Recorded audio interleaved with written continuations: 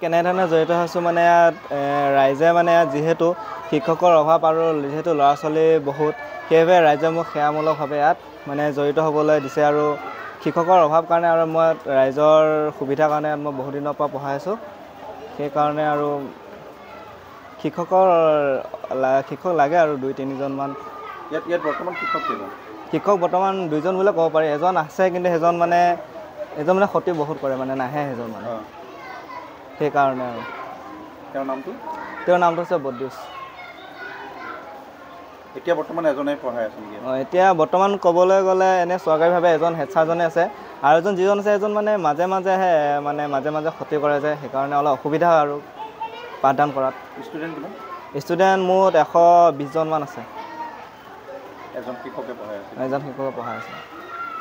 কিবা ক'ব চৰকাৰে কি আহ্বান কৰিব? চৰকাৰলৈ এইটোৱে ক'ব বিচাৰোঁ যে যিহেতু মানে এখন স্কুলত বহুত দিনৰ পৰা শিক্ষকৰ অভাৱ, তাতে ল'ৰা ছোৱালীবিলাকৰ জীৱনৰ কথা আছে, এইখিনি সময়ত শিকিবলৈতো পিছলৈ ভাল হয়। সেইকাৰণে যিজন মাজে মাজে ক্ষতি কৰে সেইজনক যাতে চৰকাৰে ডাঠ দিয়ে যে ক্ষতি নকৰাকৈ ভালদৰে স্কুল আহে, আৰু যাতে 2-1জনমান আৰু শিক্ষক যদি দিব পাৰে চৰকাৰে, যাতে ল'ৰা ছোৱালীৰ কাৰণে ভাল হ'ব আৰু।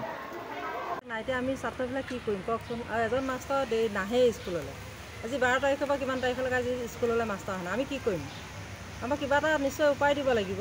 উপায় নাই আমাৰ। বৰ্তমান শিক্ষক কেইজন? শিক্ষক আমাৰ 2জন আছিলে, এজন আহে এজন নাহে ছাৰ।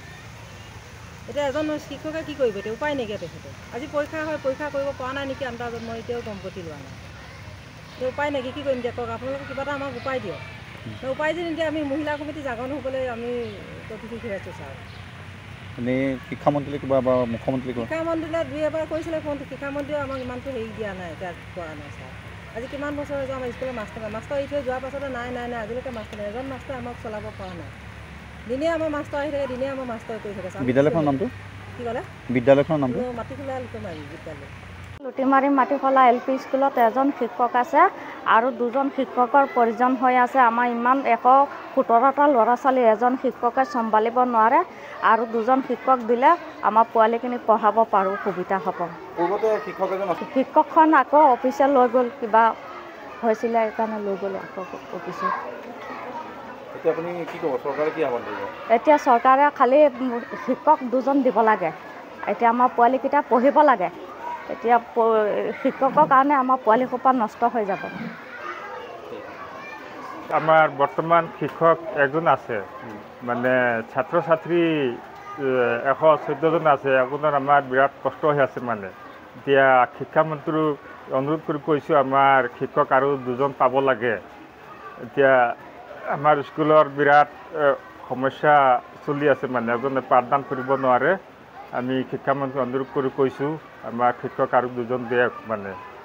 পূৰ্বতে আৰু এজন শিকিছিলে? পূৰ্বতে শিক্ষক এজন আছে, এজন মানে অফিচে কেনেকৈ হেৰি কৰি লৈ গ'ল মানে। সেইটো কাৰণে আমি অনুৰোধ কৰি কৈছোঁ শিক্ষামন্ত্ৰীক আমাক শিক্ষক আৰু 2জন দিবলৈ। বিদ্যালয়খনৰ নাম আমাৰ এই মাটিখোলা LP স্কুল, ব্লক কটীয়াতলী। আমাৰ লুটুমাৰী মাটিখোলা স্কুলত এজন শিক্ষক আছে আৰু আমাৰ ছাৰ 2জন দৰকাৰ আছিলে। ল'ৰা ছোৱালীয়ে বহুত কষ্ট পাইছে। আমি অতি সোনকালে শিক্ষকজন পালে আমাৰ ভাল আছিলে। আমি ছাৰে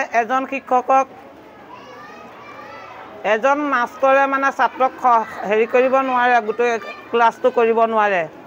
যদি আপোনালোকে অনুৰোধ কৰিছোঁ সোনকালে আমাৰ ছাৰ 2জনক দিলে আমি ভাল পাওঁ। এই মোৰ বক্তৃতা কৈ সামৰণি দিছোঁ।